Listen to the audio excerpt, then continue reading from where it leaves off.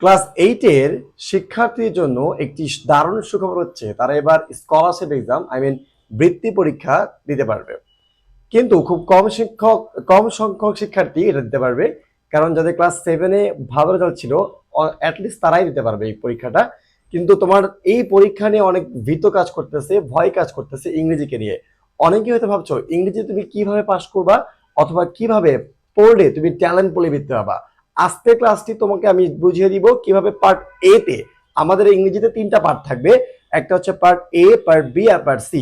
একটা থাকবে English first paper এবং একটা হচ্ছে English second paper grammar item, আর একটা থাকবে রাইটিং পার্ট। তো আজকে আমরা ডিসকাস করবো পার্ট এ তে ইংলিশ ফার্স্ট পেপার বইতে তোমার কি কি পড়তে হবে আর কোনটা পড়লে তুমি ট্যালেন্ট বলে বৃত্তি পাবা। সো দেখো, প্রথমে তোমাকে দুইটা সিন প্যাসেজ দেওয়া হবে। সিন প্যাসেজ মানে কি, তোমার যেটা টেক্সট বুকে আছে, কোথায় টেক্সট বুকে, তারপরে দ্যাট মিনস তোমাকে ইংলিশ ফর টুডে বইটা এত ভালো করে পড়তে হবে, এত ভালো করে পড়তে হবে যে তুমি যেমন কোশ্চেন তারা করুক তুমি সবভাবে যেন পারো।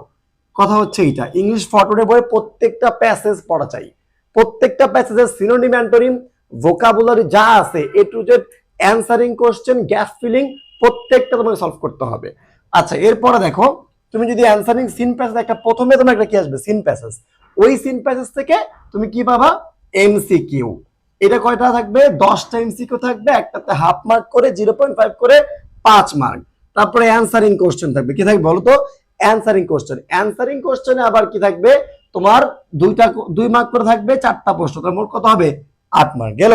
এটা কি থেকে আসছে, আসমান থেকে আসছে, তোমার টেক্সট বুক থেকে আসছে। তুমি যদি ভালো করে এই কটা মাস স্মার্টলি পড়ো, খুব সুন্দর করে মনোযোগ দিয়ে টেক্সট বুক শেষ করো, 100% পারবা। এরপরে দেখো সিন প্যাসেজ 2-তে কোনটা থাকবে, গ্যাপ ফিলিং 0.5 × 5 এখানে। আবার এইটাও কিন্তু সিন প্যাসেজ থেকে আসছে, তার মানে তোমার টেক্সট বুকটা এখানেও। তো এখানে কি বলছে 0.5 × 5 5 মার্ক থাকবে। এই দেখো, সো এখানে কয় মার্ক, 5টা প্রশ্ন থাকবে, 2.5 মার্ক পাবো তুমি এখানে, 2.5 মার্কের প্রশ্ন।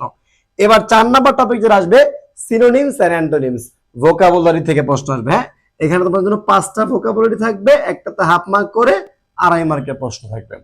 এবার আসো, এই দুইটা প্যাসেজই কিন্তু সিন প্যাসেজ থেকে এমসিকিউ আসতেছে, অ্যানসারিং কোশ্চেন আসতেছে, গ্যাপ ফিলিং আসতেছে আর সিনোনিমস অ্যান্টোনিমস আসতেছে। এবার আনসিন প্যাসেজ থেকে যেগুলো আসবে দেখো, এই 5 নম্বরে থাকবে ইনফরমেশন ট্রান্সফার বা ট্রু ফলস। এখন স্যারদের ইচ্ছা যে কোনটা দিবে, হয় তোমাকে দিবে হচ্ছে ইনফরমেশন ট্রান্সফার, আর না হয় দিবে তোমাকে কোনটা ট্রু ফলস দিতে পারে। এবার আসো, এখানে কিন্তু 1 মার্ক করে 5টায় 5 মার্ক পাবা। আবার সামারি রাইটিং থাকবে। আমাদের এই চ্যানেলে কিন্তু একটা ভিডিও আছে সামারি রাইটিং এ তুমি কিভাবে বেস্ট মার্ক পেতে পারো এবং সামারিতে তুমি কিভাবে ভালো মার্ক পেতে পারো। তো এই জন্য তোমাকে অবশ্যই ওই ভিডিওটা দেখার আগ্রহ প্রকাশ করতে হবে এবং তোমাকে হাইলি রিকমেন্ড করব যে ওই ভিডিওটা দেখে নাও, আমাদের এই ইউটিউব চ্যানেলেই আছে। এবার 7 নম্বর থাকবে ম্যাচিং। দেখো, ম্যাচিং কিন্তু একটা মার্ক করে 4টা থাকবে 4 মার্ক, ঠিক আছে। Me have to make 4 sentences. এবার আসো পোয়েমস। এই পোয়েমস কিন্তু ইংলিশ ফর টুডে থেকে আসবে, ঠিক আছে। পোয়েমস কোথা আসবে, ইংলিশ ফর টুডে থেকে পোয়েমস আসবে। সো ইংলিশ ফর টুডে থেকে যদি পোয়েম আসে, দ্যাট মিনস তোমাদের বইতে যতগুলো পোয়েম আছে, যেমন ওড অন সলিটিউড আর অনেকগুলো পোয়েম যা আছে, সেগুলো তোমাকে চমৎকার করে শেষ করে ফেলতে হবে, প্রত্যেকটা পোয়েমের ব্যাখ্যা সহ, এক্সপ্লেনেশন সহ এবং অ্যানসারিং কোশ্চেন, মানে তুমি যা যা আছে সবকিছু।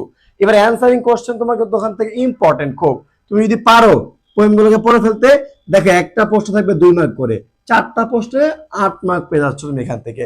তার মানে তুমি যদি ইংলিশ ফর টুডে কে এই টপিকগুলো ইংলিশ ফর টুডের মধ্যে শেষ করে ফেলো, আর কোনো ঝামেলা নেই তোমার এই